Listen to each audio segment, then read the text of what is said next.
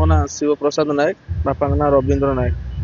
Sir ଆଜି ମୋ ଏଇ ଯେଉଁ ମୁଖ୍ୟମନ୍ତ୍ରୀ ବସ୍ ଯୋଜନା ଯେଉଁ ଚାଲିଛି ଗାଁରେ, ଆଜି ବର୍ଷା ଦୁଇଟା ଟାଇମ୍ରେ ବର୍ଷା ବହୁତ ଜୋର ହେଉଥିଲା। ମୁଁ ସ୍ଲୋରେ ଚାଲିଥିଲି ବ୍ୟାଟେରୀ ସ୍କୁଟି ନେଇକି। ସେପଟେ ଗୋଟେ ବାଙ୍କ, ଛୋଟ ବାଙ୍କ ଗୋଟେ ଥିଲା, ଆସିଲା ମୋ ବସ୍ ବହୁତ ସ୍ପିଡ଼ରେ ଆସିଲା, ମିନିମମ୍ 50-60 ସ୍ପିଡ଼ ଉପରକୁ ହବ ଆସିଲା। ମାନେ ହର୍ନ ଫର୍ନ କିଛି ମାରିଲାନି, ଡାଇରେକ୍ଟ ଆସି ଧକ୍କା ମାରିଲା, ଯାହାଫଳରେ କି ହାତ ଫ୍ରାକ୍ଚର ହେଇଛି, ଏଟା ମାଡ଼ ହେଇଛି, ଛାତି ବହୁତ ମାଡ଼ ହେଇଛି। ମୁଁ ହସ୍ପିଟାଲ ଆଡ଼ମିସନ୍ ଥିଲି, ଖାଲି କେସ୍ ପାଇଁ ଆସିଲି। ପୁଣି ଯାଇକି ହସ୍ପିଟାଲରେ ପୁଣି ରହିବା ପାଇଁ ପଡ଼ିବ। ଗୋଡ଼ଟା ବି ମାଡ଼ ହେଇଛି ବହୁତ ଜୋରସେ। ଆସିଥିଲି ଥାନାକୁ କେସ୍ କରିବା ପାଇଁ, ଏବେ କେସ୍ କଲି। ଆଉ ସାର୍ ବି ରଖିଲେ କେସ୍। ଆଉ ଗାଡ଼ି ବି ମୋ ସ୍କୁଟିଟା ପୁରା ଭାଙ୍ଗିକି, ଆଗଟା ପୁରା ଅବସ୍ଥା ନାହିଁ।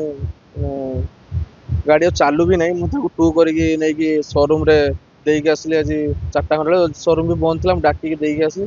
ଆସିକି ଆଡ଼ମିସନ୍ ଥିଲି ତ, ତାପରେ ଯେହେତୁ କେସ୍ କରିବାର ଥିଲା, କାହିଁକିନା ମୁଁ ବହୁତ ମାନେ ଗରିବ ପିଲା, ବୁଝିପାରୁଛନ୍ତି ନା।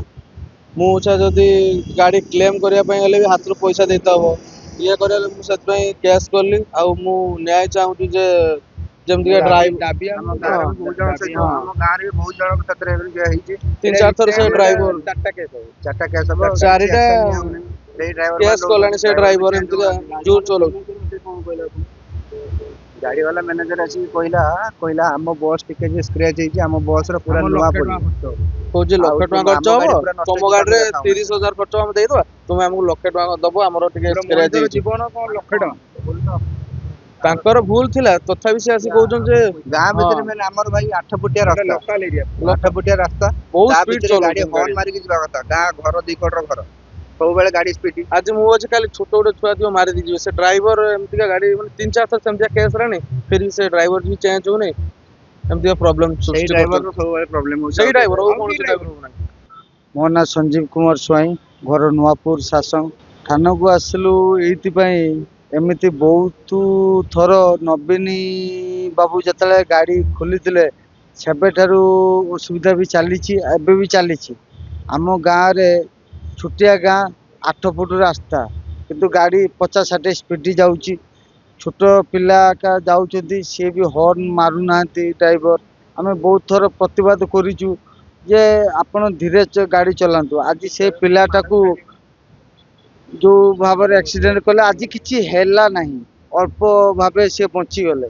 ଯଦି କିଛି ହେଇଯାଇଥାନ୍ତା, କ'ଣ ସେ ଡ୍ରାଇଭର ଯୋଉ ତାଙ୍କର ଯେ ଗାଡ଼ିର ସୁପରଭାଇଜର ସୌମ୍ୟ ବାବୁ ଯେ କହୁଛନ୍ତି ଏମିତି ହବ, ତାମାନେ କ'ଣ ଆପଣ ଗାଡ଼ି କଲେ, ଘୋଡ଼ା କଲେ ବୋଲି କ'ଣ ଜୀବନ ନେଇଯିବେ?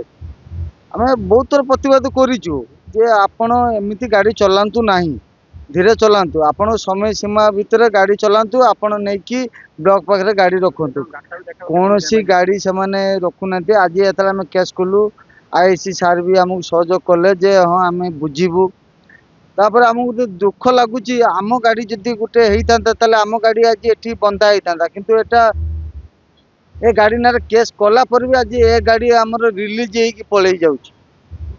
କିନ୍ତୁ ଆମେ ସାଧାରଣ ଲୋକ ଯଦି ଗାଡ଼ି ଗୋଟେ ଆକ୍ସିଡେଣ୍ଟ ହେଇଥାନ୍ତା, ତାହେଲେ ଆମ ଗାଡ଼ି ଏଠି ଆମର ରହିଥାନ୍ତା, ଆମେ ବେଲ୍ ନେଇଥାନ୍ତୁ, କୋର୍ଟରୁ ବେଲ୍ ନେଇଥାନ୍ତୁ। କିନ୍ତୁ ଏ ଗାଡ଼ି ଆଜି ପଳେଉଛି।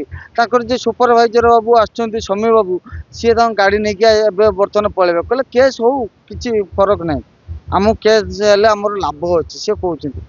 ଧନ୍ୟବାଦ ସରକାର, ଯଦି ଏ ଜିନିଷଟାକୁ ଯଦି ସର୍ଟ ଆଉଟ୍ ଭଲରେ ହେଇପାରିବ। ସେ ପିଲାର ହାତ ଖଣ୍ଡିଆ ହେଇଛି, ଛାତି ଯନ୍ତ୍ରଣା, ଗାଡ଼ିଟା ବି ଚୂନା ହେଇଛି। ଆମେ ଚାହୁଁନୁ ଗୋଟେ ଲକ୍ଷ୍ମୀ ବସ୍ ଆମର ଯାଉଛି, ସିଏ ବି ଆମ ଗାଁ ଲୋକ ଯାଉଛନ୍ତି, ବହୁତ ଲାଭ ପାଉଛନ୍ତି। କିନ୍ତୁ ଏଭଳି ଚଲେଇଲେ ତ ଲୋକ ମାରିଦେବେ, ଲାଭ କ'ଣ? ଭଲ ଭିତରେ ଭାଲିଆ ତ କରିଦେଉଛନ୍ତି।